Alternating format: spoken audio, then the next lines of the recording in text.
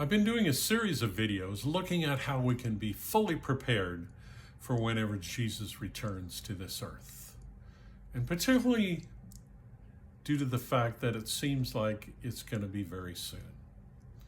So I've used his teaching in Matthew chapter 25, where he says the kingdom of heaven is like bridesmaids waiting for a bridegroom.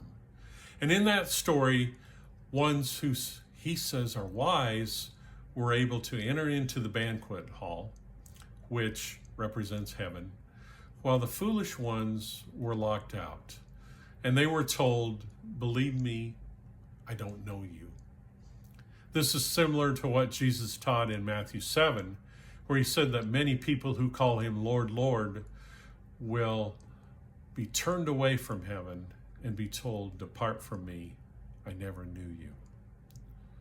So we can see from these that knowing Jesus, having a deep, personal, intimate relationship with him is vitally important if we're going to be ready for him. Now, I would say this, that it's not always easy.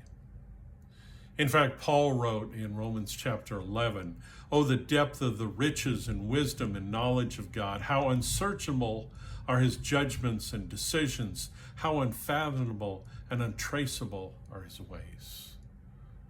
So when we're dealing with a God who's unfathomable, how can we know him and his son, Jesus Christ?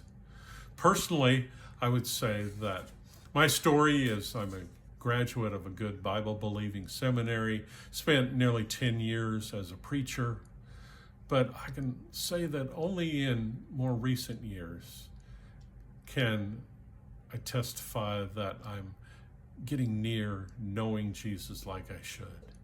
And I'm not there yet, but I'm getting closer, and it is amazing. And so what I've learned can be kind of summed up in something author Tony Evans wrote. He said in 1 Corinthians 2, God tells us that the way he reveals or discloses himself to us is through the Holy Spirit. When God is interfacing with you on the spirit level, it will involve things that your eyes have never seen. It will involve things that your ears have never heard. It will involve things that your mind could never come up with on its own. In summary, it will blow your mind.